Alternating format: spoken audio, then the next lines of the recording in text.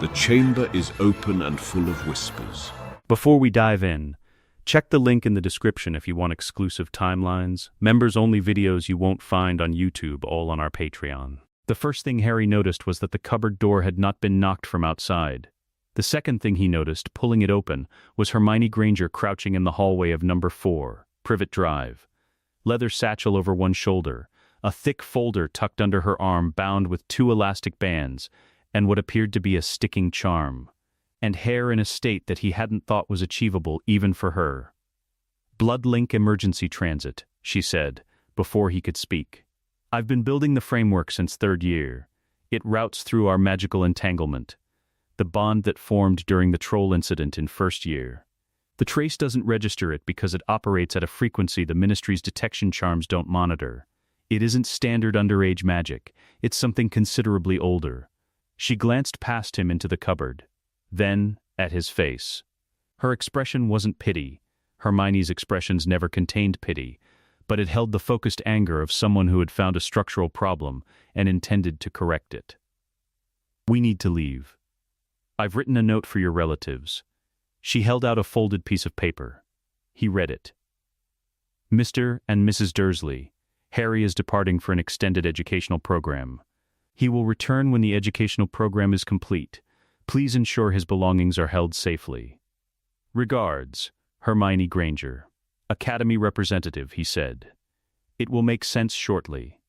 He picked up the empty cage that had held Hedwig before Vernon locked her away on the grounds that owls were a nuisance. He was getting Hedwig back. That was not negotiable. He followed Hermione out the front door into the July morning. 3 days after the Ministry of Magic had sat across from him in a briefing room and dismissed everything he had said about Cedric Diggory as the delusions of a traumatized boy. He'd been in the cupboard since then. Thinking, the waking version of what he'd witnessed in that graveyard wasn't nightmare. Those came at 3 in the morning, green and final and tasting of copper. What occupied his daylight hours was something different, an analytical accounting of what had actually happened versus what the system was willing to acknowledge. Cedric was dead. Harry had told the truth. The minister had sat across from him with an expression of composed disbelief and made a series of decisions about what the public could usefully know. He had been thinking clearly enough in the subsequent days to understand that the system wasn't merely broken. It was functioning exactly as designed, to protect itself rather than the people inside it. The question, until this morning, had been what to do about it. The back booth of the leaky cauldron smelled of old wood and something faintly alchemical. Hermione had booked it under a false name charm. The barmaid addressed Harry as Mr. Pemberton without a flicker of recognition. The folder between them on the table was 40 dense pages, organized with the intensity of someone who had been unable to sleep for several weeks and had found a more productive use for the hours. He read every page. She let him, which was one of the things he valued about her.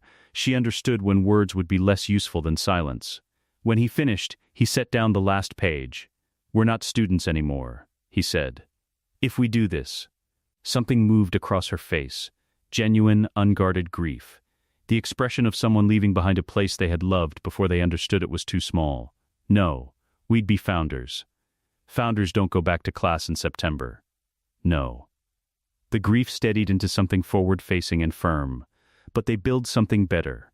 He looked at the folder. The central document was Hermione's translation of a provision she'd found in the Gringotts archive, Rowena Ravenclaw's own legal clause, preserved for 10 centuries, never invoked.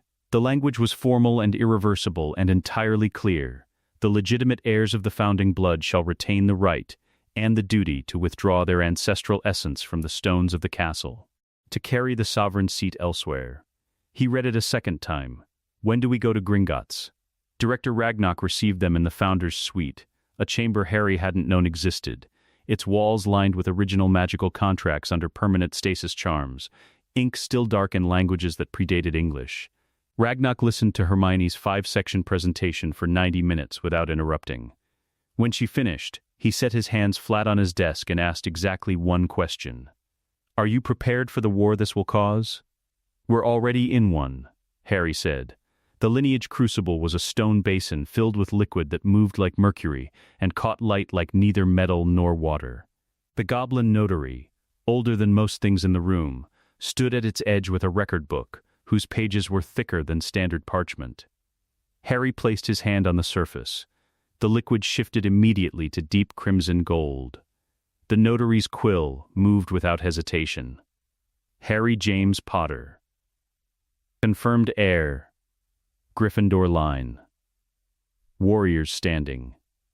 Then, Hermione. She placed her palm flat on the basin. The liquid held still. 3 seconds. 5. A junior clerk shifted his weight. 10. 20. Ragnarok watched with the composure of a professional who had seen many things and was prepared to add one more to the list. Then the basin changed. Not to Ravenclaw's blue bronze. To something older than that distinction, a luminous deep blue that pulsed with silver. The color of water meeting starlight, suggesting intellect and navigation and the patience of someone who had spent a long time being right about difficult things before the world caught up. The notary set his quill down, then picked it up again. It should be noted that this lineage system, the Crucible's recognition of heirs, operated by a magical standard older than the Ministry itself. One that Gringotts archivists had preserved precisely because it predated every governmental framework that had since tried to supersede it. It measured something closer to magical affinity and intellectual inheritance than genealogy in any conventional sense. What the Crucible recognized in Hermione Jean Granger was not her parentage. It was her. Hermione Jean Granger, the notary said in a voice that carried unmistakable professional respect. Magic true heir, Ravenclaw line. Wisdom standing. Third confirmed case in recorded history. Congratulations, young scholar. Hermione said nothing. The basin's light reflected in her face. Her hand, Harry noticed, was shaking, barely, but enough. He reached over and took it. She pressed his fingers hard. Then she released, straightened, and turned to Ragnarok. Right, she said. What do we sign? They signed everything. Deep in the stones of a Scottish castle, something vast and ancient began, without noise or ceremony, to shift. Not violently, no walls cracked, no alarm rang across the highlands. It was quieter than violence and more permanent. A slow withdrawal, like a breath held for 10 centuries, finally released. They stood outside Gringotts at sunrise with folders under their arms. The street was empty in the manner of early mornings when the city hasn't yet decided to be itself. Harry looked up at the pale gold sky. Stars not quite gone. We're going to need a boat, he said. The Goblin chartered vessel set them on dark sand in the early afternoon of a Thursday in early July, and the moment Harry's boots touched the beach, he felt it, a current of recognition moving upward through the ground and into his chest, like a chord resolving after years of dissonance. Hermione felt it differently. She stopped at the waterline, both feet planted, notebook already open, writing faster than she could think. The island introduced itself through the soles of their feet. They walked every inch of it that afternoon, Harry navigating by instinct, the ground communicating preference through ease or resistance underfoot. Hermione working with a compass and a cartographic charm she'd adapted from a specialist text sourced through Gringotts' lending archive. By evening they had produced a site survey, a magical density map with 3 zones of high concentration, and a preliminary structural plan. Between them on a fire Dobby had built on the beach set the first meal served at what would become the Academy of Emeries, the island's native plants yielding flavor profiles no kitchen had yet catalogued. They ate without speaking. The stars over the island had no competition from any human light for 40 miles, and they were accordingly magnificent. Architectural sorcery was nothing like transfiguration. Harry had assumed it would be similar. Matter, form, the imposition of change. He was wrong within 30 seconds of their first attempt. Transfiguration overrode what a thing was. Architectural sorcery asked what a thing was already becoming, then accelerated the process. The first 3 attempts at raising the hall's central wall were educational in the way comprehensive failure was educational. The results could generously be described as rubble with ambition. Harry laughed at the 3rd attempt, genuinely, without restraint. At the pile of stones that had definitively declined to become a wall. Hermione regarded it for a long moment with real irritation. Then the irritation broke, and she laughed too, which was rarer and therefore more valuable, and they stood in the ruins of their third failure and let the laughing finish itself. Then she picked up her notebook. "The stone doesn't want to go up," Harry said after extending his awareness outward through the ground. "It wants to go deep first." "Foundation first," she said, already writing. "We've been approaching this architecturally when the methodology is geological. Over 4 weeks, with Dobby's 63 house elves, who approached architectural sorcery with the focused delight of beings who had organized space for centuries and were finally doing so with genuine purpose, the Academy of Emeries took shape. The foundation stone came first, a piece of island granite, massive, carried by a sustained wandless working that left Harry sitting on the ground for 20 minutes. When he recovered, they placed their palms on it simultaneously, sealing the air bond into the stone's core. The island accepted this with the certainty of something that had been waiting precisely for this. The hall followed, not a castle, not a Gothic tower, nothing borrowed from Hogwarts vocabulary. A dome, open to the island's sky through a permeability charm that admitted starlight and moonlight while declining rain and cold. 8 hours of sustained work, and when it finished, the dome caught the afternoon light in frequencies that had no names in conventional optics. Colors between colors. Harry pressed his hand to the finished stone and felt the island's satisfaction as a vibration in his palm. Then the library. 6 stories of open shelving, a reading terrace on the 3rd floor overlooking the eastern lake, and a cataloging system Hermione spent 3 days designing, organized by conceptual relationship rather than subject category, so that a student researching any given topic would find its connected disciplines naturally nearby. Dormitories followed, integrated into the island's contours rather than imposed upon them. No house colors. No divisions. Rooms matched to their occupants by an affinity process neither of them fully understood, but both chose to trust. Last came the ward weaving. Harry anchored the perimeter, his magic, drawn up through the foundation stone and amplified through the air bond, forming the load-bearing structure of a protective architecture that covered every point of the island's edge and the complete spatial volume above it. He stood at the cliff's edge in the second morning's first light and extended everything he had outward, and the island gave it back amplified. Hermione wove the intelligence layer. Ward structures without cognitive architecture were blunt instruments. They stopped things without understanding them. The layer she constructed over Harry's foundation could read magical signatures, assess intent, identify known threat patterns, and, most crucially, learn. Every interaction with the boundary would refine its responses. The wards would improve with use. Together, 39 hours of continuous work. When the final sequence completed, they were flat on their backs in the grass, staring at a sky that was either very late night or very early morning. Every muscle Harry owned had its own opinion about the past 2 days. But the island was warm around them. The wards held at the perimeter, present without pressing, the mark of good protective magic, which didn't announce itself but was simply completely there. Better than modern Hogwarts? Harry said, to the sky. By every measurable parameter, Hermione said to the same sky. You measured. I've been measuring since day 1. On the first morning of August, the birds appeared. Not summoned, arrived 34 of them, emerging from the island's northern forest at dawn, in a formation that suggested neither accident nor training but something between, the natural organization of creatures that understood their function. Their feathers were the silver of moonlight on still water, and their eyes, when they settled on the branches outside the hall, held the attention of very old, very patient things. Hermione identified them before breakfast from Ravenclaw's bestiary fragment. Concordia argenti, silver-feathered messenger birds native to magical islands, paired to recipients not by instruction, but by an instinctive matching process. She read the relevant passage twice, added 3 annotations, then looked up at the 34 birds arranged on the branches outside the windows. We didn't call them, Harry said. No, she said. I think they were waiting for the same thing the island was waiting for. She went back to her annotations. The letters were drafted over 2 days, Hermione writing, Harry reading drafts, both revising until the result was cleaner and more precise than either would have managed alone. 2 categories, distinct in purpose and tone. The first, 30 personal invitations, each one naming something true about the recipient that a form letter couldn't contain.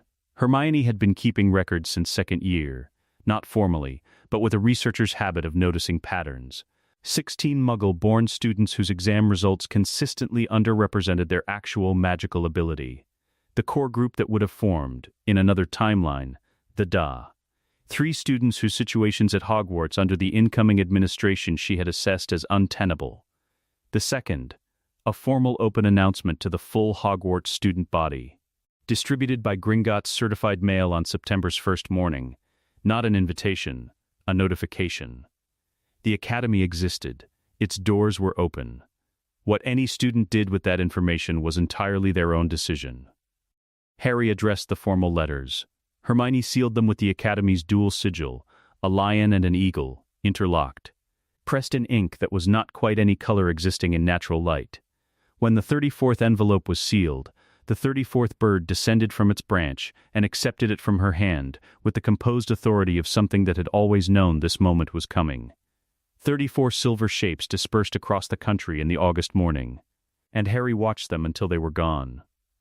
At his grandmother Augusta's breakfast table in Devon, Neville Longbottom was working through his third piece of toast when the silver bird landed directly on his shoulder. Not near him, on him, as though it had coordinates. He held very still. The bird weighed almost nothing and smelled of apples and ozone. And it waited with a patience that suggested no competing appointments. He took the letter. Read it. Read it again.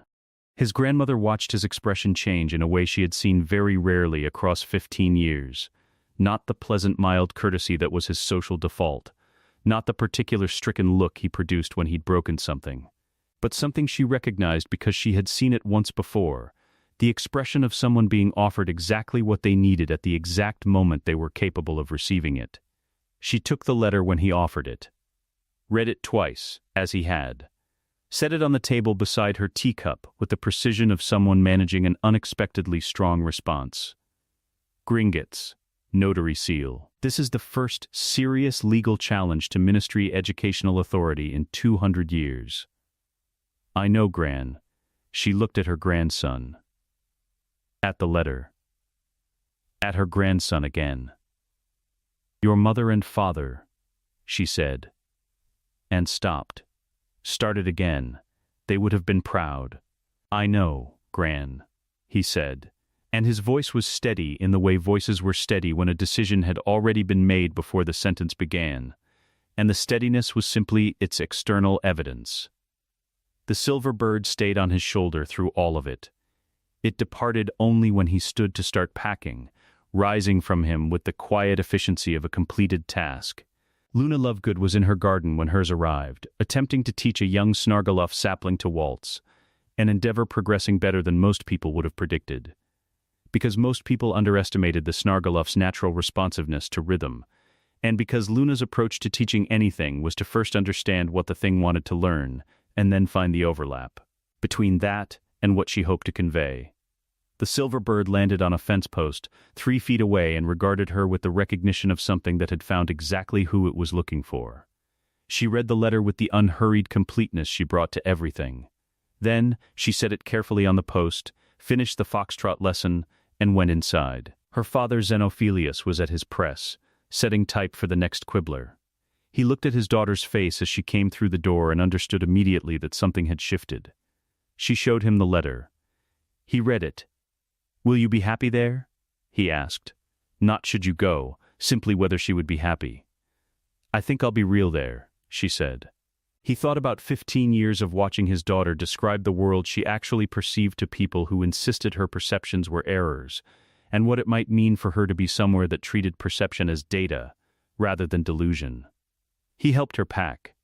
The Snargaluff sapling, visible through the garden window, executed a reasonably competent foxtrot by itself. The twins received a joint letter, a single bird carrying a single envelope addressed to both of them, which told Fred and George immediately that whoever had written it understood something important about how they processed information. Together, always. Each completing what the other had started before, either noticed it beginning. They read it simultaneously. When they finished, Fred looked at George. George looked at Fred. The wordless exchange lasted 4 seconds and covered considerably more ground than that. No restrictions on experimental magic, George said. Umbridge is going to be High Inquisitor, Fred said. I was packed last Tuesday, George said. I was packed on Thursday, Fred said. Of last week.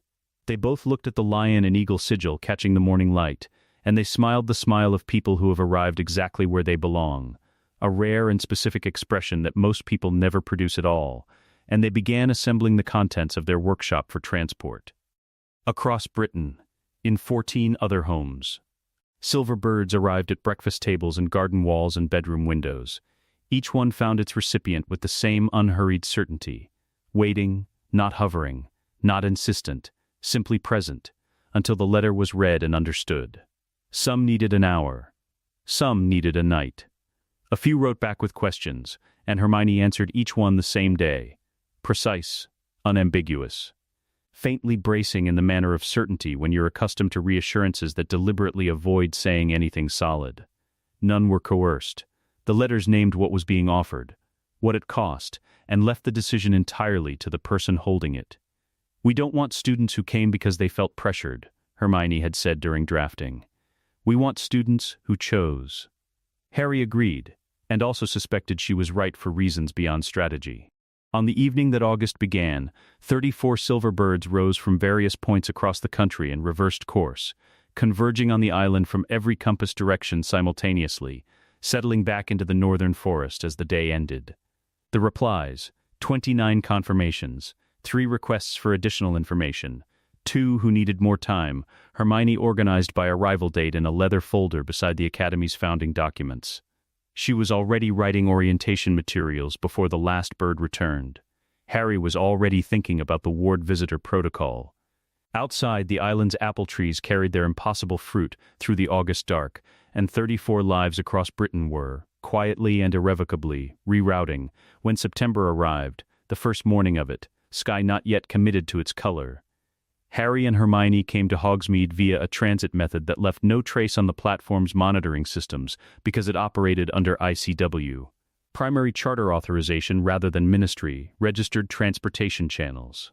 The silver-blue cascade that rose from the cobblestones and was gone in under a second was witnessed by a station worker who blinked twice and found he had no particular interest in investigating, which was a known side effect of sovereign transit.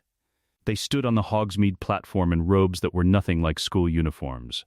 Harry wore deep red with gold detailing, Gryffindor's colors, but carrying the weight of someone representing something rather than belonging to it. Hermione wore deep blue with silver, the same intentional formality. Neither carried wands visibly. They looked like people with somewhere specific to be. The express arrived slightly late due to an incident near Carlisle that several sixth years claimed involved a niffler and a conductor's hat. Students poured onto the platform. The crowd had the texture of all September arrivals, families collapsing into the relief of completing the journey, trunks dragging across cobblestones, owls expressing displeasure at the motion. Harry and Hermione stood within it, genuinely unhurried, and the crowd moved around them the way crowds adjusted when the people standing in them weren't navigating but simply present. Ginny Weasley came through the barrier and spotted them inside 40 seconds. She stopped walking. Something complicated moved across her face. Not surprise. More the expression of someone receiving confirmation of a thing they'd suspected without knowing they suspected it. She looked at Harry's formal red and gold robes, at Hermione's blue and silver, at the Gringotts insignia they both wore, and then she looked at Harry's face in the way she'd been doing since first year, directly, without performance. She gave him a single nod, sharp, deliberate, the kind that communicated both "I see what you've done" and "of course you did." Then she glanced toward the carriages, making some private calculation, and continued walking in that direction. Whether she was going toward Hogwarts or away from it, Harry couldn't tell yet. He'd find out. Ron saw Harry and started across the platform. Then, stopped. Harry's bearing had changed in ways Ron couldn't precisely name, not physically different, but carrying something different. The way a room changed when the furniture was the same, but the light had moved. Ron stood 12 feet away and experienced the particular discomfort of someone whose internal understanding of another person had just been shown to be incomplete. Neville and Luna came off the train together, moving with the coordinated efficiency of people who had spent August preparing for exactly this moment. They positioned themselves near the transit point at the platform's edge, without drawing attention. Fred and George materialized behind them carrying their own trunks, plus 3 additional cases that rattled with glass and metal, and what was probably charmed paper. Fred made eye contact with Harry. George made eye contact with Hermione. Then they both looked at each other. They repositioned without comment. Then Draco Malfoy descended from the train with the practiced ease of someone who had been watched his whole life and had developed, as a result, an acute ability to assess any environment before entering it. His gaze swept the platform with professional thoroughness and stopped when it found Harry. He didn't sneer. That was the notable thing, the complete absence of the reflex.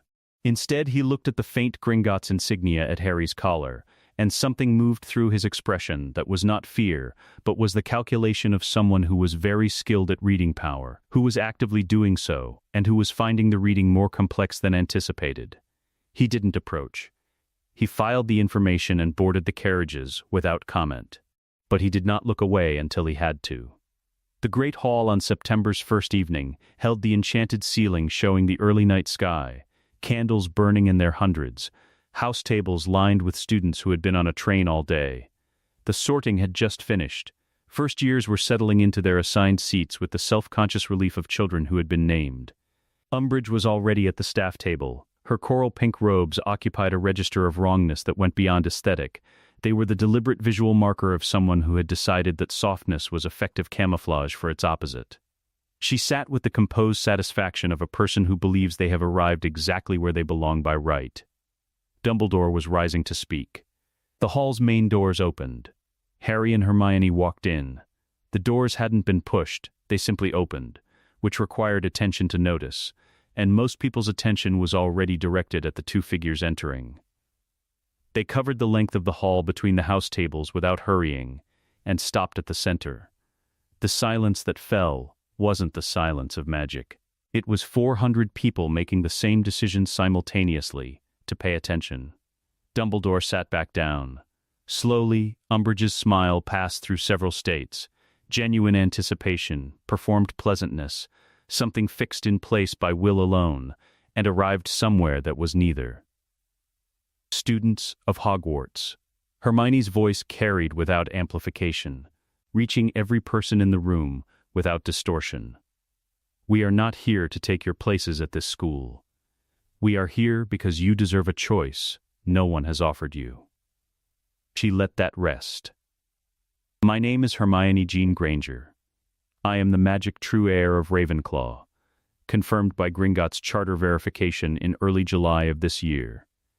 She didn't raise her voice.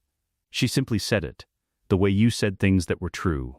Beside me stands Harry James Potter, confirmed heir of Gryffindor, same verification, same date. We have founded a new school, the Academy of Emrys, Sovereign Territory, registered with the International Confederation of Wizards under primary charter status. Its doors are open. Effective immediately. Harry spoke then. He looked across the full spread of the house tables, not at any single face, but at the entire population of young people who had been sorted into categories and given uniforms, and told the institution would protect them. Hogwarts was built to protect you. The events of last June suggest it is no longer able to do that. The silence of people not breathing. We're not offering a rebellion. We're offering a door. He looked across the tables. You can stay. Nobody will think less of you for it. Or you can walk out of this hall and come to a school where the first lesson is your right to be there. 3 seconds of absolute quiet. Then Neville Longbottom stood up. Just stood. His bag was already packed. Had been packed since August. Since the bird on his shoulder. Since his grandmother's voice saying your mother and father would have been proud. He didn't announce himself. He didn't look around for approval or confirmation. He simply rose to his full height at the Gryffindor table, with the composure of someone who is living inside a decision already made, not arriving at one. Luna rose at the Ravenclaw table with the same unhurried ease she'd brought to everything, the same ease she'd brought to waltzing a Snargaluff, to packing her belongings 3 weeks prior. Fred and George rose simultaneously from opposite sides of the hall where they'd been sitting with their respective year groups, already reaching for their bags. Then, it cascaded. Not dramatically, not in a wave, but in the organic pattern of people making separate decisions that happened to point the same direction. A second-year Hufflepuff, who had been crying quietly since the September before last. 3 Ravenclaw 6th years, who had been following Hermione's reading list since 3rd year, and had, through that practice, arrived at conclusions she had anticipated. A Muggle-born 5th year from Slytherin who had been told, 11 times in the past year in various formulations, that she did not belong where she was. 83 students rose to their feet in the Great Hall. Umbridge's smile was gone. The architecture of her face without it was a different structure entirely. The composed authority underneath exposed. And beneath that, the particular expression of someone who has just understood that the instrument of control they were preparing to use has significantly fewer subjects than anticipated. Harry didn't look at her face for long. He turned and walked toward the doors, and 83 people followed him into the September night. The Gringotts' sovereign escort was waiting at the ground's edge. 14 figures in charcoal robes, positioned in a formation that communicated logistical precision and something harder to name. The authority of an institution that had been conducting these operations since before the Ministry was a concept. Director Ragnarok stood at the formation's head and inclined toward Harry and Hermione with a formality that was not performance. The Sovereign Transit is prepared. It has been 347 years since the last founding institution transit. A pause that held real weight. Gringotts is pleased to be of service. Thank you, Director. Thank us when you've done it. Dolores Umbridge had followed them. She arrived at the ground's edge with the momentum of someone who had spent 20 years learning that authority. Projected with sufficient force, resolved most complications before they became problems. Behind her, 2 Ministry officials, slightly breathless, recalled from their evenings to manage something that had not appeared on any planning document. Stop. You are in violation of Educational Decree Number. Hermione turned. She reached into her satchel, the leather one she had carried from Privet Drive. Through the leaky cauldron, through Gringotts, through every stage of the past 2 months, and removed a single document. She held it out at arm's length with the patience of someone who had prepared for this moment in late July, and had simply been waiting for it to arrive. Ministry educational decrees operate within the Ministry's domestic jurisdiction.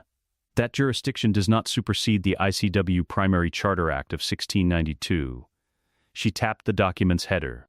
This is a certified copy of the Academy of Emra's primary charter registration, filed with the ICW Enforcement Bureau in early July, and confirmed 3 weeks later. The students behind me are enrolled members of a sovereign institution. You have no standing here. Umbridge raised her wand. The spell she attempted, standard impediment, ministry grade, the sort that had ended altercations in 6 different departments she had worked across, materialized at the tip and then stopped. Not deflected, not absorbed. Stopped, at the point in the air where Hogwarts' original ward infrastructure had once extended, and no longer did. The ward threshold had been redrawn, and Ministry-registered magic recognized the new boundary even when the witch holding the wand refused to. She tried a second time. Same result. She looked at her wand. Then at Harry. Sovereign ground extends 12 feet beyond the standing student group during active transit, Harry said, in the tone of someone who has fully internalized a document. You're on the wrong side of it. He turned to Ragnarok. Are we ready? Whenever you are, Lord Heir. Hagrid arrived running, the enormous ungainly urgency of a very large man who had made a decision in the last 30 seconds and was committing before the commitment could be examined.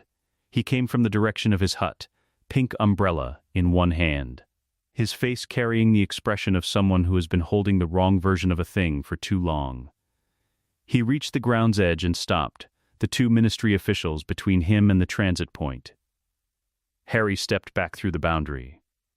Hagrid's eyes were red at the edges.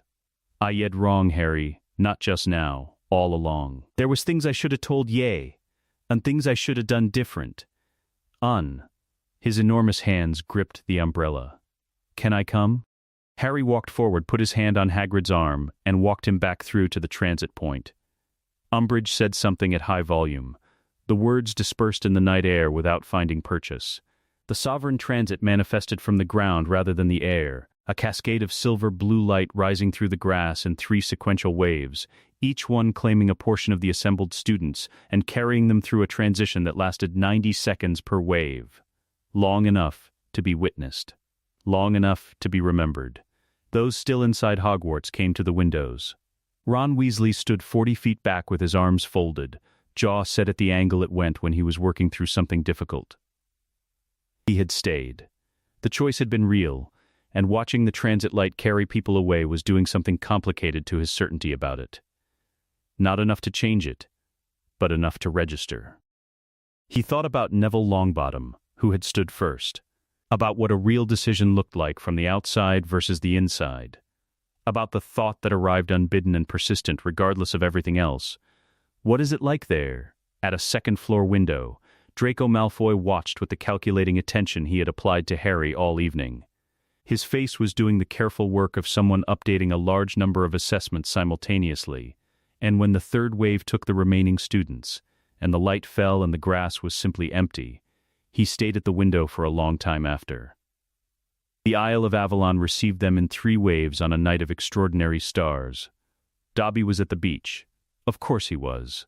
The kitchens were lit, the dormitory clusters prepared, the paths between structures illuminated by Hermione's August installation responding to foot traffic, operating exactly as specified, which she noted with the particular satisfaction of a confirmed prediction. Fred stepped onto the dark sand and stood still. George came beside him. They looked at the dome catching the starlight, the library terrace above the tree line, the paths connecting structure to structure across a landscape that had been uninhabited a month ago and was now, unmistakably, a place. "He actually built it," Fred said, very quietly. "We knew he would," George said. "Yeah." A pause that lasted a moment longer than it needed to. "I'm still saying it." Neville stepped 20 feet onto the island and stopped, both feet flat on the ground, not moving. Not because anything was wrong. The island's soil, dense with 15 centuries of accumulated magical energy, a place that had been storing something for a very long time and was finally releasing it into use, was doing something through the soles of his shoes he had never felt before. He had no framework for it yet. He would, within 3 weeks, develop one. Harry and Hermione came through last, the air bond that sealed the transit requiring both of them at the terminus. They stepped onto the beach together. The wards ran their quiet, complete circuit. The hall dome held the stars. The apple trees stood their patient watch. "Everyone's here?" Harry said. Hermione checked her list. "Everyone's here." He looked at the school they had built. She looked at her list. Then she looked up at the school they had built. 85 people had followed them through a door they'd opened in the middle of a great hall with 40 pages of legal documentation and a clear-eyed account of what was true. Tomorrow, the first classes would begin. The dome on the morning of the second day was open to September in the way Hermione had designed it, the island sky visible through a charm layer that rendered the boundary between interior and exterior almost invisible until rain tested it. A brief coastal shower passed through and the hall remained dry, and several students held out their hands toward the dome's edge with the wonder of people encountering magic that was elegant rather than just impressive. Dobby had been planning the inaugural breakfast since July. He had notes, 7 pages of them, organized by what he described in an enthusiastic memo as the emotional frequencies that different foods address in people who have recently made large decisions. The result accomplished something at once simple and uncommon. It made everyone at the tables feel the morning was worth being in. Neville sat near the floor-to-ceiling windows overlooking the eastern orchards, the trees carrying their impossible fruit through September, indifferent to seasonal logic, and tried to identify what he was feeling. Not nervousness. Not excitement. Something underneath both. Something to do with the soil he'd felt through his shoes on the beach last night, with the light coming through the windows, with the way the island seemed continuously aware of him at a frequency just below language. His body had apparently decided this was information rather than stimulus, and had stopped bracing against it. Calm, he identified eventually. Not suppressed. Not performed. The actual thing. He ate his breakfast. Luna had found the library's third-floor reading terrace before anyone else was awake. cross-legged with a book open to an unrelated page, and a Concordia Argenti perched on her right shoulder. She had named it Centaurus, without needing to consider the name. The way you didn't need to consider something you already knew. 3 second years found her there after breakfast. They had been looking for the library and found the terrace instead, which was better in several ways. Luna was describing the Pleiades from memory while the star map overhead, Hermione's enchantment reactive to individual attention, zoomed toward Taurus and annotated as she spoke. The 3 second years stayed for an hour, and left having memorized more astronomy than their combined Hogwarts coursework had covered. The first all-school gathering was at 9. 83 students settled into the hall with the slight uncertainty of people who had arrived somewhere new and were waiting to understand how it worked. Hermione spoke first. The Academy's timetable is not organized by year group. It's organized by aptitude and interest, and it moves at the pace most useful to each individual student. She paused. I recognize this is disorienting if you've spent 4 years moving through identical subjects with your age cohort. How do you know which classes to attend? You tell us what you're drawn to. We discuss it. You attend sessions that match where you actually are, not where the calendar says you should be. If something isn't working, we adjust. The schedule is a tool, not a rule. Another pause. At Hogwarts, the system tells you who you are. Here, you tell us. A third-year Hufflepuff in the second row raised her hand. What if we don't know what we're drawn to? Then that, Hermione said, without hesitation, is your first project. Finding out. Harry's first primal casting session had 18 students, none of whom had ever attempted controlled magic without a wand. He opened by asking them to put their wands away. Several looked panicked in the way of people who had been holding a wand since they were 11, and had developed over 4 years, a reliance they hadn't noticed until the leaning stopped. I know, Harry said. Hold that feeling, the discomfort of not having it. That's actually where we start. He looked at them. I've been doing wandless magic accidentally since I was 2. What that means is I know what the natural instinct looks like, and I know what blocks it. What blocks it is almost always the assumption that you need something external to shape what your magic does. He held up his right palm. Your wand shapes your magic because you've trained yourself to believe it does. We're not here to break that. Your wand is still valid, still useful. We're here to show you there's another layer underneath. He lit a candle across the room with his open palm. Not dramatically. The flame arrived with the naturalness of something that had been waiting for permission. Questions before we begin? A 6th-year girl said, "What do we do if we can't feel anything?" You tell me, Harry said. Then we figure out what's in the way. What Harry didn't share with the group, but what Hermione knew because she had been in the sessions when it happened, was the week in late October when she finally broke through. Week 7 of primal casting, 11th consecutive attempt. Open palm, candle across the room, nothing. Harry had watched her narrate her own failure with the clinical accuracy of someone who could describe exactly why a bridge was collapsing while standing on it. He'd tried 3 different approaches across 4 sessions. None of them worked, because none of them addressed the real problem, which was that Hermione Granger's relationship with her own magic had been entirely mediated by the external validation of examiners and curricula for 5 years. And something in that mediation had built a wall between knowing and doing. On the 7th attempt in week 8, he didn't give her any instructions at all. He told her to think about Dobby. She looked at him. Dobby? Specifically, whether he's genuinely content or performing contentment, because the bonding structure defaults to that. Whether being a free elf here is actually different from what came before, or whether we've just changed the name of the arrangement. She opened her mouth, closed it. He watched something shift in her expression, not calculation, something underneath calculation, something she was not accustomed to letting operate in front of other people. The candle lit, not dramatically. A clean, precise flame, 4 seconds, controlled and specific, produced by an open palm and the thing underneath the narration that turned out to be the most powerful part of her. She didn't cry. She pressed her free hand flat against her thigh, with a firmness that suggested everything else was compensating for something. And Harry said again very quietly, and she said again. And the flame came back, and this time her hand was still. Hermione's living law sessions ran 20 minutes longer than planned because the discussions kept producing questions more interesting than the answers she'd prepared. She taught from principle outward. The legal architecture of the wizarding world was not a ministry construction. It was a layered accretion of agreements and covenants written by people across 1,000 years who had collectively understood something the current ministry had forgotten, that law derived its authority from the consent of the governed, not from the force of the governing.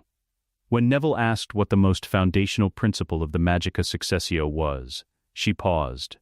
Not the theatrical pause of someone who knows the answer already, the genuine article, the pause of someone for whom the question had reached a layer she found worth considering. That the obligation runs from the institution to the student, she said. Not the other way. The school serves you. You don't serve the school. She looked at the 12 faces absorbing this. I know that sounds obvious. It isn't. Most of what's wrong with how institutions treat people comes from inverting that relationship, from behaving as though students exist to perpetuate the school rather than the school existing to develop them. A fifth-year muggle born from Ravenclaw said, "I've been at Hogwarts for 4 years, and no one has ever said that to me." No, Hermione said. I don't think they have. 6 weeks into term, the Eastern Hedge sang. Not loudly, at a frequency below conversation, perceptible only through the chest, the vibration of something living that had found its optimal state. Hermione detected it through a monitoring instrument she'd calibrated in late September precisely for this purpose. She stood at the eastern approach and measured the hedge's magical density output against her projections, and found it running approximately 40% above what she had considered theoretically achievable. Neville was 16 feet away with both palms flat on the soil, not moving. She had learned over 6 weeks not to interrupt this state. It was not meditation. It was what she'd come to think of as active listening, a sustained receptive engagement with the island's information. Whatever Neville received through the ground was a kind of data she could not directly access, and her scientific instinct was clear. When you cannot access a source, study the output. The hedge had grown 9 years' worth in 9 hours. She wrote this in her notebook in the precise handwriting she reserved for findings she expected to be cited later. Neville opened his eyes and looked at the hedge, then at her.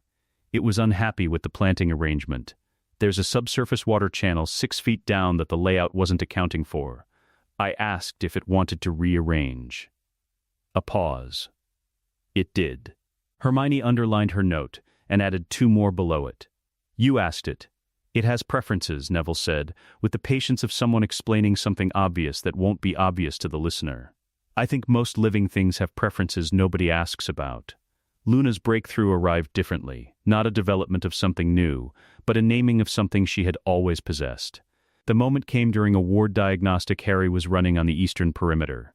Luna appeared beside him with her measuring instrument, and began producing readings that were, by any conventional standard, impossible. Not wrong, impossible. The instrument was returning information about frequency registers that standard diagnostic charms didn't access. Walk me through what you see when you look at the ward, Harry said.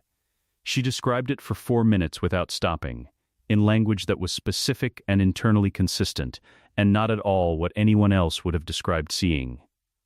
The ward's magical composition, its frequency distribution, the patterns in its adaptive response layer, she described all of it as direct perception, the way you'd describe the color of a wall.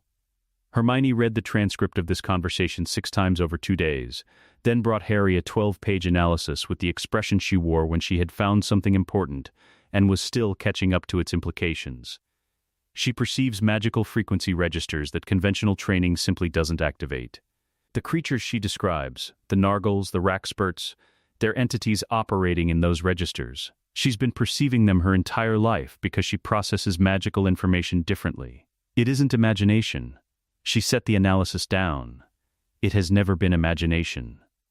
Harry said. I know. Hermione said. You knew?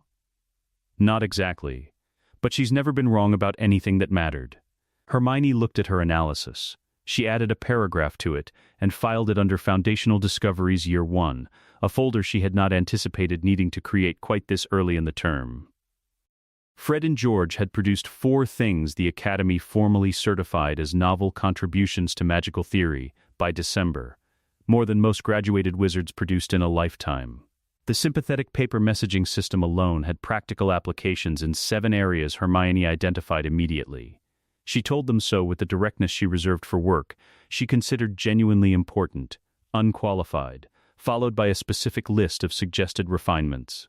The twins received this with the expression of people who had spent 4 years at Hogwarts being told their work was clever but frivolous, encountering for the first time an environment that treated the same work as valuable and worth developing. "She actually wants us to make it better," Fred said. "I know," George said. "Not instead of serious work, as the serious thing. I know." Fred went quiet for a moment. "I didn't know that was allowed." The end of autumn review, not examinations, convened one December afternoon in the hall. Every student presented what they had built or understood or discovered. Demonstrations ran at the hall's edges. Conversations overlapped, the noise considerable and entirely intentional. A second-year Muggle born who had arrived in September unable to hold a Lumos charm steady for 3 seconds, demonstrated a wandless illumination she had developed by the 8th week of primal casting. Not a Lumos variant, but something new. A light that adjusted its warmth and intensity in response to the emotional states of the people around it. She couldn't fully explain how she had built it. Harry was fairly certain she hadn't built it so much as discovered it, which was a distinction worth making. The 5th-year Slytherin Muggle-born who had arrived with 11 documented incidents of being told she didn't belong where she was, presented a 15-page independent study on historical precedent for Muggle-born magical lineages. Co-authored with a pureblood 4th year from Hufflepuff, who had become her research partner in October. Neither had been asked to produce this. They had followed a question. Neville's preliminary framework for terramantic communication, a relationship model rather than a spell system, a structured approach to exchanging information with living things. Occupied a section of the hall for 40 minutes. He spoke without notes. 3 students asked questions he hadn't anticipated, and his answers to each were better than his prepared content.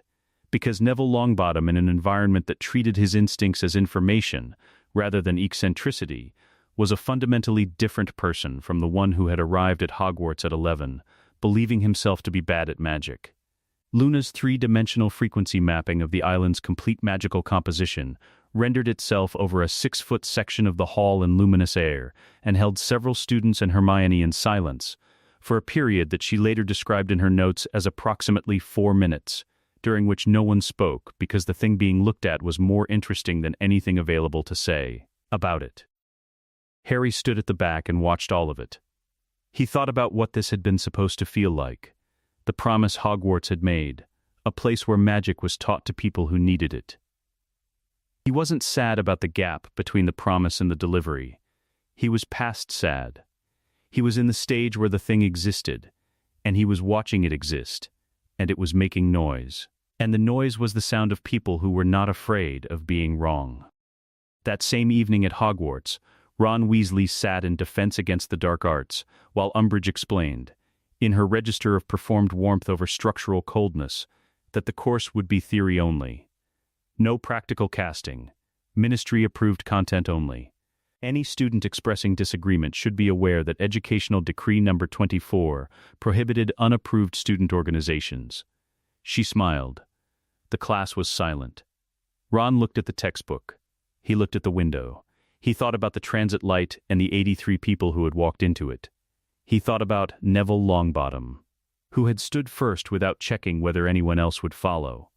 He thought about what real decisions looked like, not the performance of them, but the actual thing, and how you could watch someone else make one for 4 years and still not entirely recognize it when you were in the middle of your own. He didn't change his decision, but the thought arrived anyway. What is it like there? A ministry educational decree arrived by owl on a Tuesday in autumn, deposited simultaneously at Gringotts Bank, the ICW's London office, and the Academy's mailroom, where a Concordia Argenti received it from the ministry owl, with the composed neutrality of a creature that had no opinions about correspondence, but firm opinions about the quality of paper it was asked to carry. Hermione read it at breakfast. 4 paragraphs. The Academy declared an unregistered institution of uncertain orientation operating outside the legitimate framework of British Wizarding Educational Authority. Gringotts accounts held by the founders were to be frozen. 6 previous educational decrees cited as precedent.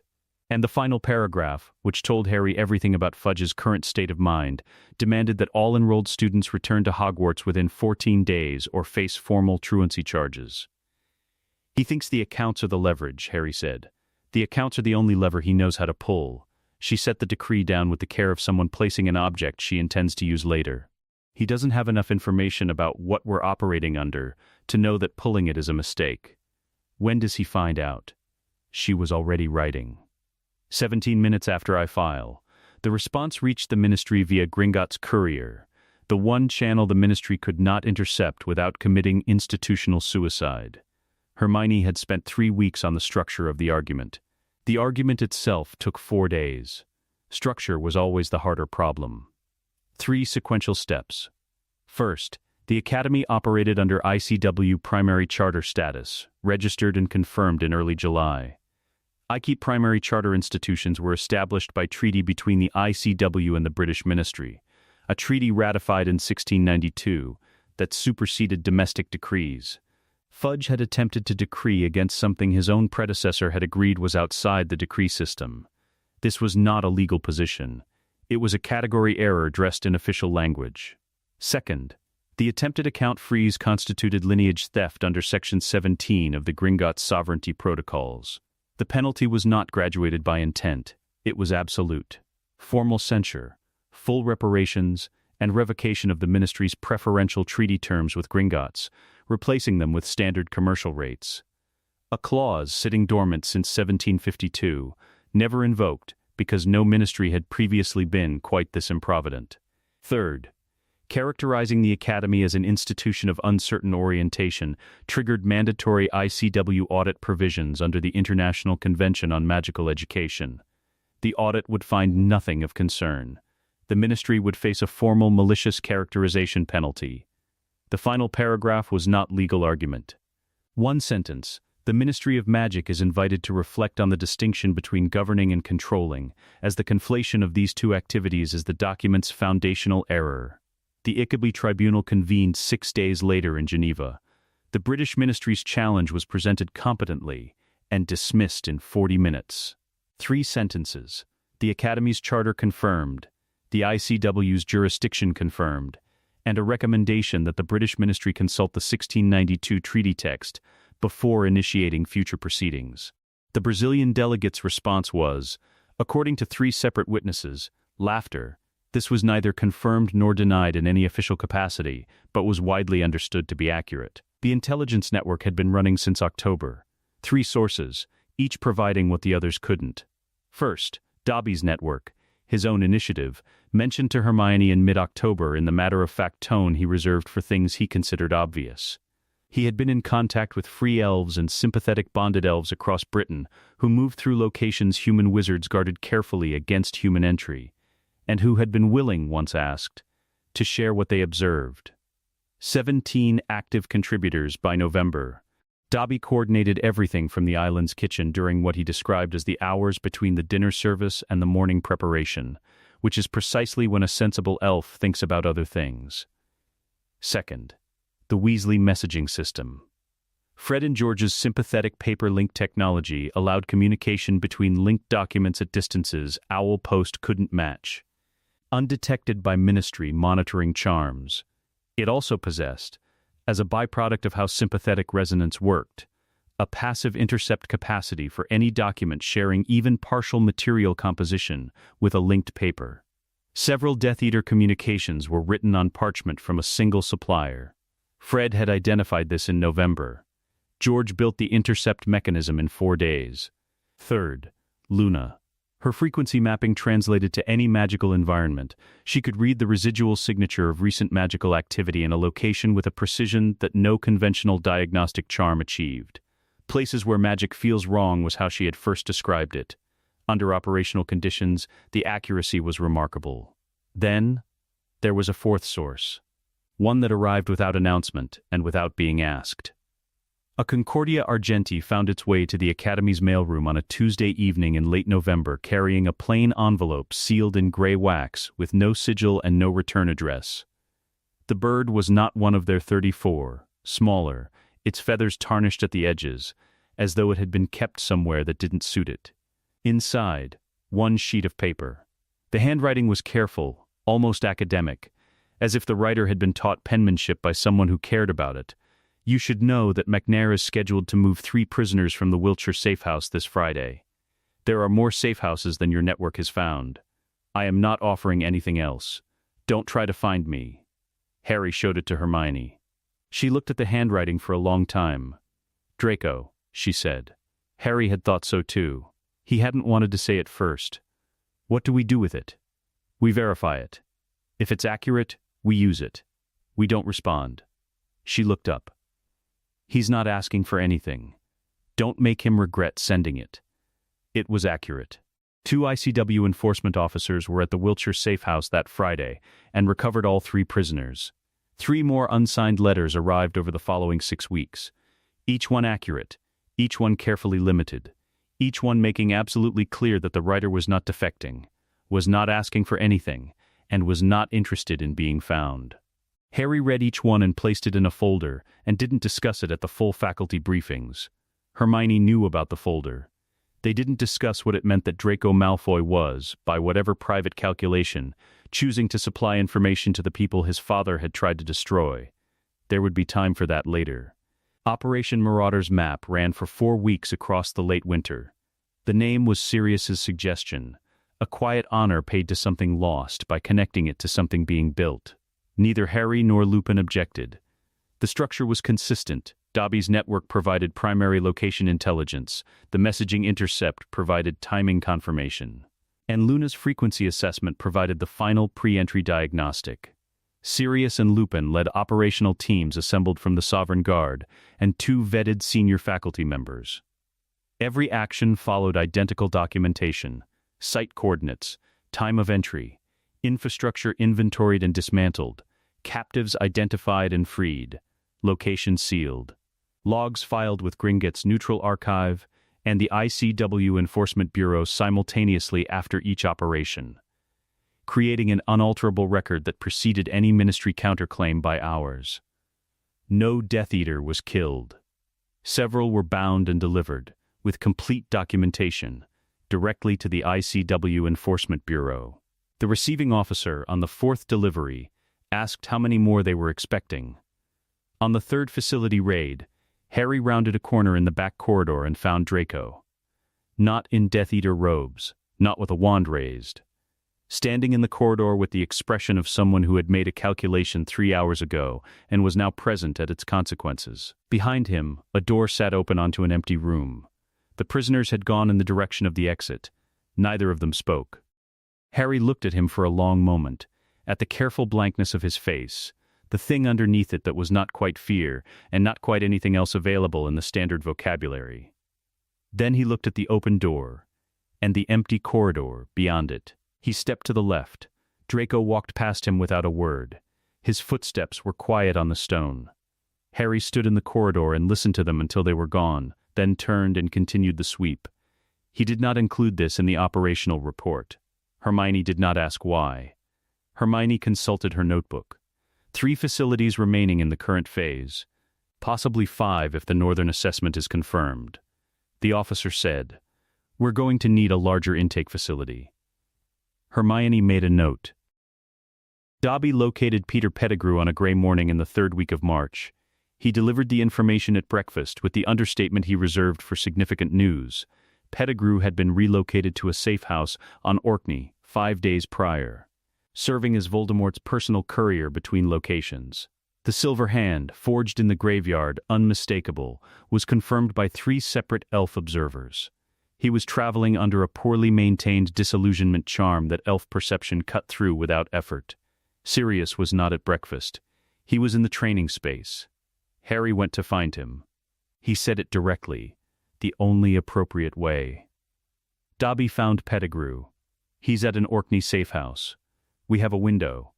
Sirius set down the practice staff with the careful deliberateness of someone managing their response rather than suppressing it. He was quiet for 10 seconds. "Who's with me?" "Lupin wants to be there." Something moved across Sirius's face. "I don't want him to have to." "He told me to tell you he's going," Harry said. He didn't phrase it as a request. Another silence. "Right." He picked up the practice staff. "Set it down again." "When?" "Today, 3 ICW enforcement officers are being pre-positioned. Hermione's arranged 2 Wizengamot witnesses who will be present as neutral parties." He paused. "She's thorough. She's extraordinary," Sirius said without any indication he considered this anything other than fact. "In the most useful way possible. The Orkney safe house was a stone structure visible from the sea, warded against Ministry detection, and entirely unprepared for what arrived instead. 4 ICW enforcement officers materialized in the early afternoon. 2 Wizengamot members, arranged as neutral witnesses, were positioned at the perimeter. Sirius and Lupin came in from the north, moving through the approach with the silence of people who had spent 3 weeks developing exactly this kind of competence. The door opened. The main room held a table, a chair pushed back at an angle suggesting recent and rapid departure, and a cold cup of something. The silver hand had left 3 distinct impressions in the surface of the table where it had rested. A coat hung on a hook by the door, still warm. Gone, the enforcement officers swept the remaining rooms with professional efficiency. Lupin stood at the center of the main room and did not move. Sirius was at the window, looking at the Orkney coastline, at the gray water and the gray sky, and the absolute absence of anything he had come here for. One of the witnesses, from the perimeter, appeared in the doorway. He looked at the room. He looked at Sirius. He withdrew without speaking. Sirius sat down on the low wall outside when they sealed the building. He put his face in his hands. He stayed that way for considerably longer than 30 seconds. Lupin sat beside him. The wind came off the water. Neither of them spoke. Eventually Sirius said, "He knew we were coming." "Yes," someone told him. Yes, the sea moved. The clouds moved. Nothing resolved. That evening, the western cliff. Sirius stood alone at the Academy's edge. The island was warm at his back and entirely insufficient. He was 50 years old and had spent the afternoon in an empty room that smelled like the man who had destroyed his life, and he had nothing to show for it except a cold cup and a coat that was not evidence of anything. He looked at the sea for a long time. He was still looking at it when the first stars appeared, and they did not help, and he stayed anyway. The assault came in the early hours of Valentine's Day. The Academy's interior alarm did not sound like an alarm. Hermione had designed it as a harmonic, a low resonance that moved through the island's stone at a frequency perceptible only to those who had spent enough time on Avalon for their bodies to attune to its baseline. Not a sound you heard. A sound you felt in the sternum, in the bones, in the way a ship's crew registered an engine change before consciously identifying what had shifted. Both of them were awake at 17 minutes to 3. They met in the hall before either had consciously decided to go there. Sirius and Lupin were already at the central table, the ward monitoring display active in the air above it. A holographic rendering of the island's full perimeter and the 3 nautical miles sovereign maritime zone, magical signatures appearing as colored points of light moving through the dark water. 15 signatures. 3 approach vectors. Harry's assessment took 30 seconds. Lucius Malfoy, northwestern approach. Bellatrix Lestrange, due north. She's already attempted 1 breach. He studied the display. This is a capture operation. He doesn't have the resources for institutional destruction tonight. Standard plan? Lupin said. Standard plan. Sirius reached for Fred and George's ward intensifier prototype, a handheld device built from their sympathetic enchanting protocols, compact and considerably more elegant than its early experimental predecessors. He turned it over with the appreciation of someone assessing an unfamiliar tool and finding it well made. Fred said, from the doorway, in matching dressing gown with George beside him, "Modified version." "There's a light show option." Sirius looked at them both. His expression moved through several things and arrived at a smile that was complete, unperformed. The kind that belonged to a man who had spent too long in places that offered nothing worth smiling at, and was somewhere entirely different now. "Activate it," he said. The wards had been registering the approach since the first perimeter crossing, 12 minutes before the hall alarm. 7 nautical miles of sovereign maritime boundary gave the intelligence layer exactly the time Hermione had calculated. Threat classification, signature identification, and preparation of active response, all without requiring direction from either air or any human authority. The Concordia Argenti rose first, all 34. Lifting simultaneously from the northern forest into formation that traced a 7-pointed pattern Hermione would later identify from Ravenclaw's bestiary notes as the classical ward protection configuration, apparently preserved in the bird's collective memory across a millennium of dormancy. No one had taught them this. They simply knew. The apple trees on the shoreline leaned toward the water, not blown by any wind, reaching, deliberate. The cliff face shifted incrementally, certain surfaces repositioning in ways that altered the approach geometry from the sea. 3 assault vectors that had been viable became impractical. One that had appeared viable became impossible. The ward light, normally invisible, appeared at the sovereign boundary, luminous silver, rising from the surface of the dark February sea to a height the approaching boats, low, enchanted against standard detection, prepared for almost everything, could see from a significant distance. In the northernmost boat, Bellatrix Lestrange raised her wand and directed a curse at the silver boundary with the accuracy of extensive practice. The ward received it, did not deflect it, did not dissipate it, absorbed it and converted the energy into additional structural reinforcement, every hostile magic directed at the boundary becoming load-bearing material. The wall was thicker for the attack. The curse returned along its precise trajectory, augmented by the absorbed force. Bellatrix dodged. Her boat did not. Harry took the cliff's edge. Below him and to his left, Sirius led the Sovereign Guard down the cliff path. 6 students who had completed the full war magic curriculum and who moved through this with the organized calm of people who had learned, through repetition under controlled conditions, that panic was a response to insufficient preparation.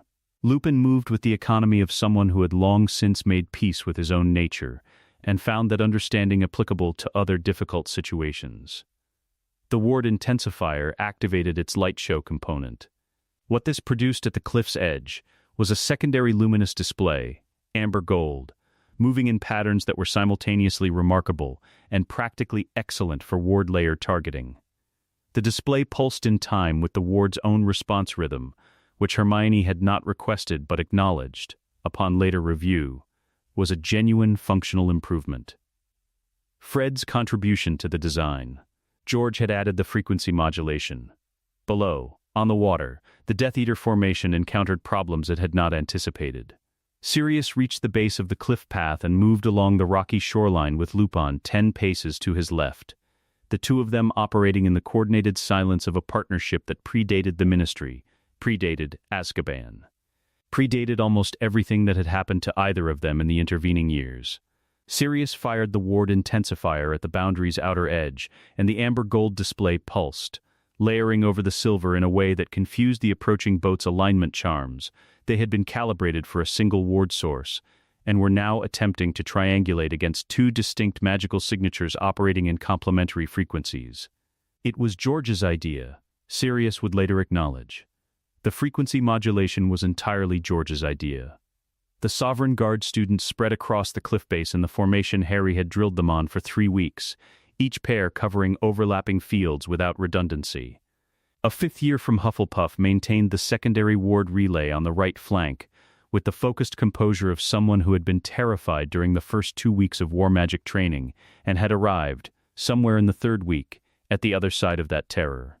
A Ravenclaw 6th year held the left. Between them, the ward's exposed coastal edge was managed without gaps.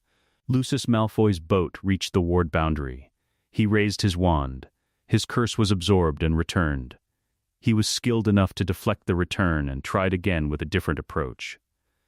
The second approach was absorbed and returned at greater force than the first. The third, 3 other Death Eaters casting simultaneously.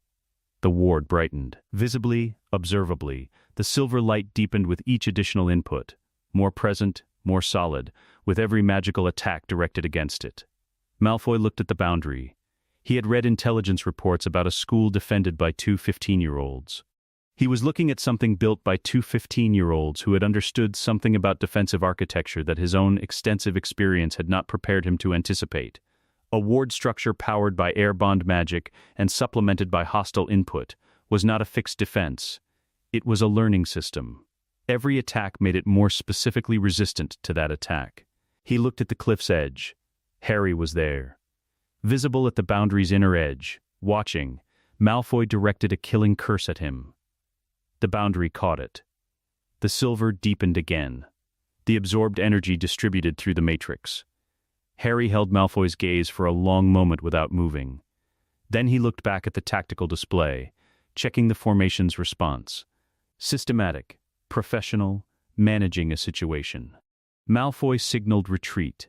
The boats withdrew in the manner of people who had arrived confident and were departing with something revised in their understanding of the world. Bellatrix's boat, still taking on water from the returned curse, was being towed by the others. The amber gold display faded. The silver at the ward boundary settled back toward its ordinary invisibility, somewhat brighter than it had been before the assault, and measurably more specific in its threat recognition. The Concordia Argenti returned to the northern forest in silence, 34 silver shapes dissolving back into the trees. Sirius stood at the cliff's base and watched the boats become small in the distance. Lupin came to stand beside him, saying nothing. After a moment, Sirius said, "Right. That's what that feels like." Lupin said, "Yes." They were quiet for a while, watching the dark water. Harry went to Hannah first. She was sitting against the cliff base with her right hand in her lap, and the Ravenclaw's sixth year crouching beside her, saying something quiet and steady. Harry sat down on the rocks. He didn't have anything to say that was adequate, and he didn't try to find it. He just sat there until Hermione arrived with the diagnostic kit and began running the assessment with the expression she wore when results meant something she wasn't ready to say aloud yet. "Good wards," Sirius said. "Very good wards. Hermione's work. And Harry's. And yours, and mine, and 6 students who didn't flinch." Lupin paused. "And Fred and George's, to be precise about it." Sirius made a sound that was something between acknowledgement and laughter. Fred and George's light show saved the left flank's alignment by about 90 seconds. "I noticed. Don't tell them. They'll never stop talking about it. I was going to put it in my report." Sirius turned to look at him. "You were not. I am absolutely putting it in my report." They began the walk back up the cliff path in the early morning, and the island's wards ran their circuit behind them, improved by what had been thrown against them, learning as they had been designed to learn, holding as they had been built to hold. In the after silence, Hermione ran diagnostics. She sat at the hall table with the monitoring display and her notebook, examining how the test had run against her design specifications. Most things were within projected parameters. One thing was not. She looked at the ward matrix display for a long time. There was a signature in the core that had not been present in her original installation. Not foreign. The opposite. So indigenous to the ward that it appeared to have been there from the beginning, invisible until the assault had stressed the matrix enough to make it legible. A resonant pairing running at the ward's deepest layer. Frequency matched to both of them simultaneously. Warm and unwavering. She cross-referenced it against pre-ministry texts in Ravenclaw's personal library. The phenomenon had been documented, if rarely, a convergence of 2 magical cores that had worked in proximity long enough, and with sufficient mutual trust, to begin operating as a unified system without conscious direction. Not a spell. Not a charm. Something that had simply developed. The way certain things developed when the conditions were right and neither person involved was paying attention to anything except the work. Harry found her there in the early morning. She showed him the display. She explained what the signature was in the organized way she explained things that were precise and real. "Our magic is bonded," he said. "The literature on this is limited, but technically and in practice, yes," she kept her eyes on the display. "The most powerful ward substrate in documented history, by a significant margin." Silence. The display pulsed between them, steady. "Is that," he started. "Good? Structurally, unambiguously, yes. A pause. Personally speaking, yeah, he said. Yes, she said. They looked at the display together. The paired signature moved in a rhythm that didn't belong to either of them individually but to what they were together. Something that had apparently always been there, doing what it did, long before anyone looked. Dawn came over the water. The wards held. Hermione produced the legal response by 6 a.m. and presented it at the faculty breakfast, with the clarity of someone who had spent the night working, rather than sleeping. The assault constitutes an act of warfare against an ICW primary charter institution, conducted by agents of what ICW Law 77 classifies as a sovereign hostile body. We are legally entitled to conduct defensive operations against that body's infrastructure in protection of our enrolled population. She looked at the assembled faces. This is not vigilantism. Vigilantism operates outside legal authority. What I'm describing operates within Article 31 of the ICW's institutional self-defense provisions, certified as applicable to our situation as of 6 this morning. Sirius said, operational parameters? Death Eater infrastructure only. No civilian engagement. No lethal force except direct self-defense. Full documentation for ICW post hoc review. A pause. We do not inform the Order of the Phoenix. Harry said, why not? Because Dumbledore will redirect the operations through his own command structure, and his command structure makes decisions based on information management I don't yet trust to serve our specific interests. She met his eyes directly. I'm not ready to have that argument yet. We'll have it eventually. Not now. Sirius looked at Lupin. Lupin looked at Sirius. Between them passed the wordless communication of two people who had been friends for 30 years. Sirius said, right? What do we have on their locations? Hermione opened her second folder. The malicious characterization penalty was assessed in January, following the ICW audit's conclusion.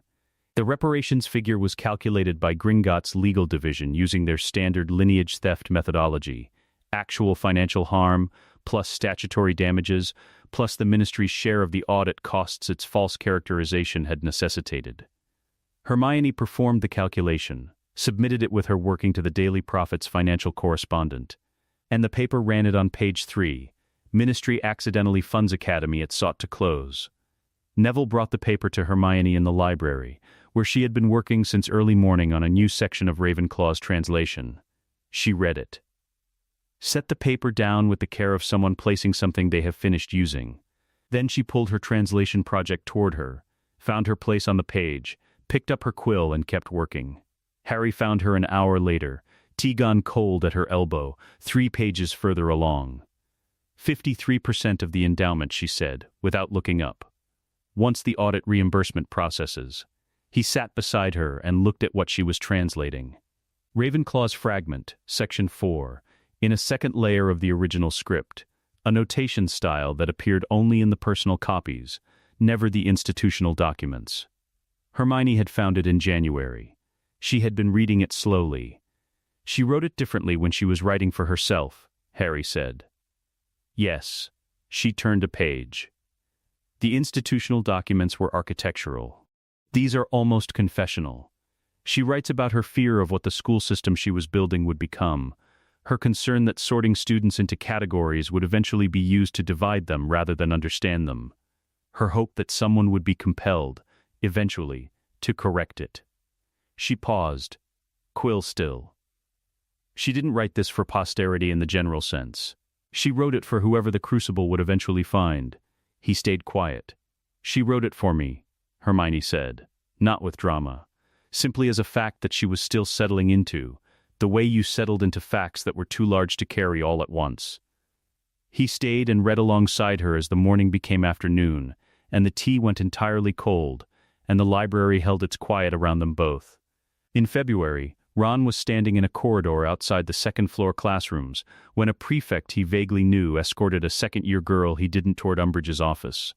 The girl was small and carrying her bag in both arms against her chest the way people carried things when they needed something to hold. Ron stood 12 feet away with his own bag over one shoulder. He knew what happened in that office. He had known since October. He didn't move. The corridor emptied. He was still standing there. Then he walked to dinner.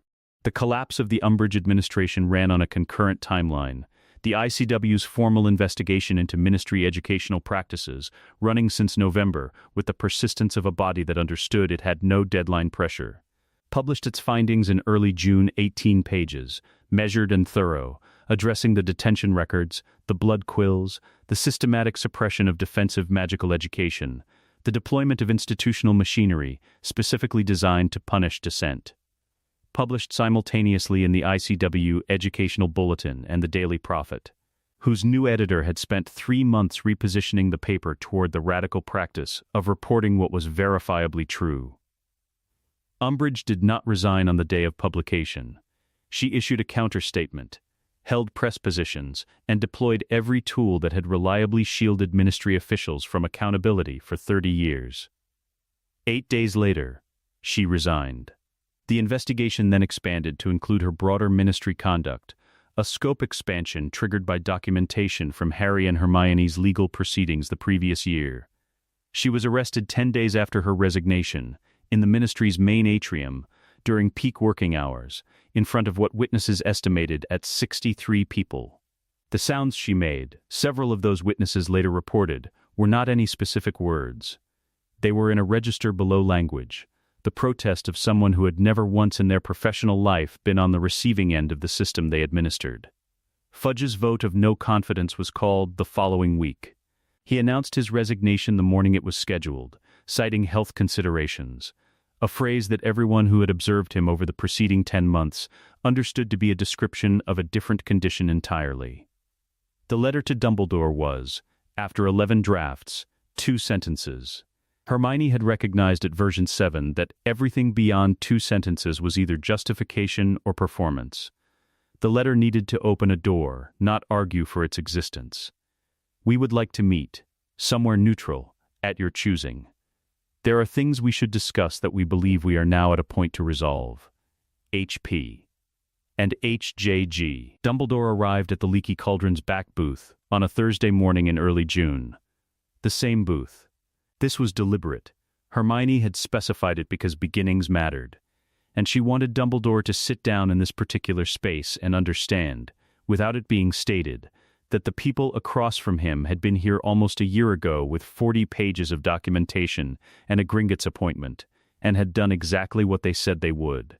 He looked older, not dramatically, but with the weight of a man who had spent 10 months watching something happen that he hadn't planned for, assessing it through a framework built over decades, and finding the framework repeatedly insufficient for what it was being asked to describe. He looked at Harry and Hermione across the table. Hermione was 16. Harry would turn 16 at the end of July. They looked like young people who had spent 10 months building and defending and litigating a sovereign magical institution, because that was precisely what they were. Dumbledore said, "I owe you an apology." Several, in fact. Harry waited. "I kept information you had the right to hold. I made choices on your behalf without your knowledge or consent, built on an assumption I never sufficiently examined, that protecting you and preparing you were 2 separate projects, and that the first took precedence. I now understand they were the same project. My execution of the first prevented the second. I am sorry for that." The apology was real. Harry recognized the genuine article because he had received many performances of it over the years, and knew the difference in texture. This was not performance. "I know you weren't trying to harm me," Harry said. "I've had 10 months to think about it clearly. What you did was manage me. You decided what I needed to know based on what you needed me to do. And you were so accustomed to managing situations from above that it didn't register I was a person inside the situation rather than a piece of it." Dumbledore received this without deflection. Hermione opened the folder she had brought, organized, indexed, and turned to the page she had been sitting with for 6 weeks. "What we need to discuss is not the past. The past is fully documented." She set Ravenclaw's translated fragment on the table, pointed to the specific passage, watched Dumbledore's face. The slight widening of his eyes was not surprise at the content. It was the recognition of content he had known, encountered reflected from an entirely unexpected direction. "You know about the Horcruxes," Hermione said. A silence that lasted long enough to confirm what she had already determined. "Yes," said Dumbledore. She said, "Then tell us everything." He told them everything. 2 hours, cold tea, Harry asking questions at points where information connected to things he had witnessed directly. Hermione wrote without stopping. When Dumbledore finished, she reviewed her notes for 4 minutes in silence. Then she said, "The scar." "Yes," Dumbledore said. Harry said, "Tell me directly." Dumbledore looked at him with the expression of a man who had been carrying a specific knowledge for years, and had made, in each successive year, the same decision about whether to share it. He could see now the accumulated weight of that consistency. He told Harry directly. What followed was not the silence of shock. It was the silence of someone receiving information and integrating it in real time, locating it within everything else they knew, determining how it changed the shape of the problem. Harry said, "How certain are you?" Sufficiently. Harry looked at Hermione. She was already writing. He said, "We're going to need access to your full research on this." Dumbledore said, "You'll have it." They returned to Hogwarts together, one final time. Walking through the castle, Harry, Hermione, Dumbledore, in the quiet of an institution carrying loss, without knowing its full shape. Certain enchantments ran at reduced capacity, perceptible to anyone who had spent time in a building built from the full set of founder contributions, and was walking through one now operating on half its original infrastructure. McGonagall met them in the Great Hall. Flitwick, Sprout, faculty who had spent the year navigating a school under political siege with the professionalism of people who understood that the work continued, regardless of who was trying to prevent it. Hermione set the proposal on the table. Not an absorption, not a closure. A partnership of institutions, ICW-mediated, legally structured. The two schools operating in parallel with curriculum exchanges and shared innovations and, critically, the partial restoration of the magical infrastructure withdrawn the previous July. She was precise about this distinction. We're not returning the secession. The secession stands as legal precedent. What we're offering is a gift. A partial sharing of ancestral essence from one sovereign institution to a partner institution, freely given, not compelled. The difference matters. Hogwarts didn't earn back what was taken. We're choosing to share it because winning creates the freedom to be generous. McGonagall said, "What do you need from us in return?" Implementation of curriculum exchanges. Full transparency with the ICW audit process. And formal acknowledgement, in the school's institutional record, that the Magica Successio occurred and was legally valid. Hermione paused. "We're not asking for an apology. We're asking for accuracy." Dumbledore shook Harry's hand. Then, Hermione's. "The greater good was never meant to mean this," he said. Something in his expression shifted, not regret exactly, but something forward-facing. The look of someone who has been wrong and decided the correct response is to be less wrong going forward. "Watching what you've built this year has given me cause to reconsider what I thought it meant." He looked at both of them. "Carry on." The lights in Hogwarts Castle were fully on in every window when they left, not visibly different from any other evening at this distance. But different in a way that was not visible and was nonetheless real. Something returned to the stones, partial but genuine, the quiet reinstatement of what had been withdrawn. Not everything, some of what had left in July belonged to the island now, permanently, woven into the wards and the dome and the foundation stone and 63 house elves who had made a choice. That portion was not returnable and was not meant to be, but some of it was back in the Hogwarts stones, moving through the castle's infrastructure with the warmth of something restored rather than installed, recognized rather than new. The castle received it the way old things received what had once been part of them, without announcement, with the quiet certainty of return. When September came again, the Academy's second year began in full morning light. The dome opened to a sky that had decided, against Scotland's usual temperament, to be clear and generous with color. 163 students. The number had surprised no one paying attention. The ICW's exemplary educational practice designation had been published in February, and word had traveled the way it traveled when students went home for winter break, and described something to younger siblings and cousins. Not as a general claim, but specific. Neville Longbottom asked the hedge what it wanted, and by morning the eastern approach had rearranged itself. I can light a candle with my open palm, and I've been able to do it for 6 weeks. They arrived in clusters on the dark sand beach, the Concordia Argenti visible in the apple trees above the shore, the dome catching the morning sun in those unnamed frequencies. Several stopped at the waterline with the expression of people feeling the island register their presence, recognizing it, knowing them back. Dobby was at the beach. He had been there since 5 in the morning, because an inaugural breakfast for a doubled student body required preparations that could not be rushed, and because Dobby held the view that arrivals deserved to find a place that had been ready for them. The founding ceremony for new students was Hermione's design. Not a sorting, not a division, a welcome. Each new student called by their full name, not shortened, not altered, by Harry and Hermione together at the hall center. A copy of the Emrys Codex placed in their hands as they were named, the founding document, the curriculum guide, the legal charter, and 4 final pages that were Hermione's own addition. She had been slightly self-conscious about those pages. Harry had told her they were the most important part. They began, "Magic is not a power to be allocated by those who happen to be holding authority at any given moment. It is yours. It has always been yours. We built this place to help you understand that." The ceremony ran 90 minutes. Shorter than it felt, because rooms where time moves at the pace of what is happening have that quality. By November of the second year, the Earth Magic Institute, Neville's designation, appearing in the Academy's second institutional prospectus and making him at 16 the youngest person to found a formal magical subdiscipline in the ICW's recorded history, had 3 visiting practitioners in residence.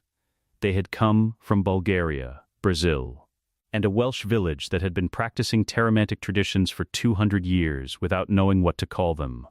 Neville received them with the courtesy of someone more interested in what they knew than in the significance of their visiting, and the work they produced together over the autumn represented 6 months of progress that any of them would have taken 3 years to achieve independently. Fred and George's resonance post was in active use across 43 wizarding households by December. Patents filed through Gringotts' intellectual property division, 12 more households on a waiting list. They described the expansion of their workshop, in their formal funding request, as necessary for projects at a scale the original space was not designed to support. Hermione approved the request without asking what the projects were. Having developed a methodology for managing their work she described as informed oversight at a respectful distance, a phrase Fred had immediately told George was the best professional review they had ever received. The ICW annual review dedicated 6 pages to the Academy. The figures were factual and remarkable. At the end, in a paragraph the lead assessor had added at her own initiative, statistical measures, while accurate, do not fully capture the defining characteristic of this institution, which is the quality of attention its students bring to their work. This quality has been observed in 6 institutional assessments across 3 countries and was present here at a level the assessors have not previously encountered. It has been built into the institution, not discovered despite it. The Daily Prophet, on the day Sirius Black's exoneration was formally registered in the ICW's records, ran 3 stories. The exoneration, accurate and thorough. The Pettigrew capture, factual and complete, and a profile of the Academy of Emrys, whose final paragraph quoted from the founding document. Sirius read all 3 over breakfast. He didn't say anything. He ate. He looked out the hall window at the September morning. And later, at lunch, something that had been in his face since Azkaban. Not grief precisely, but the particular shadow of a man who has been carrying a weight in his expression so long he's forgotten it was there, was simply absent. Lupin noticed. He didn't comment. He passed the salt. In October a letter arrived from Neville, addressed to Hermione, written in handwriting that had improved significantly over 2 years, in a place that had taught him everything was worth developing. Hermione, the Eastern Garden is doing something new. The Snargaluff is waltzing again. I think the soil wants a greenhouse, but I want to ask it first. Neville, she filed it in the correspondence folder, then took it out and put it on her desk instead, because some things didn't belong in files. From a personal memo, undated, in Harry's handwriting, kept in a leather folder in the drawer of his desk in the hall, filed under things I want to remember. Sirius laughed today at breakfast. Actually laughed. The real kind. Lupin said something about the third-year primal casting session, and Sirius knocked over his tea. Dobby arrived with approximately 14 napkins before the tea finished moving. Hermione made a sound I will describe as laughter, and she will deny. The wards are warm. The island smells like apples. I'm going to teach third year's war magic this afternoon, and I'm looking forward to it. He taught it differently now than he had in the first year. The difference had a name. The third year's first morning. The cliff at dawn. The sea was silver gray, and the sky had not yet committed to its color. Behind them, the first lights coming on in the dormitory clusters. The movement of a community waking into a day it hadn't been promised, and was going to use regardless. Harry watched the water. Hermione sat at the low granite table they had placed at the cliff's edge in spring, notebook open, quill already moving. She had been writing before he arrived. Third edition, he said. I'm restructuring the legal section around what we learned from the reparations proceeding. The original sequencing didn't serve a first-time reader. He nodded. He watched the sea. She said, without looking up, we're not done. I know. The Horcrux situation, I know. Voldemort is, Hermione. He turned to look at her. I know. She looked up then. At him. Between them was the thing that had always been between them since the troll incident in their first year, since the 40-page document in the back booth of the Leaky Cauldron, since the lineage crucible and the foundation stone, and the Valentine's Day siege and 30 months of building something on an island that had been waiting for them to arrive. Not the performance of certainty. The actual thing. She said, "Good." He said, "Let's finish our tea first." She said, "You don't have tea." He held out his right palm. Open. And the morning air above it simply became something it hadn't been. No shimmer, no drama, no flourish. A cup materialized, solid, warm, entirely specific, with the quiet satisfaction of magic that understood it was being asked to do something ordinary, and found the ordinary worth doing. He raised his eyebrows. She raised hers. The grin arrived on his face first, unguarded and complete, the kind that belonged to moments when something worked correctly and the correctness was also funny. Then on hers, rare, full, the one she did not calibrate, that arrived before she could decide whether to let it. They stood on the cliff above the Academy of Emrys as the morning made its commitment to color, and the island woke beneath them, and the wards ran their patient circuit at the water's edge. It was exactly what they had built. It was theirs. The next problem existed, and they were not afraid of it. The sea was wide, the sky was clearing, the tea was warm. Let us know what you'd like to see next. The end.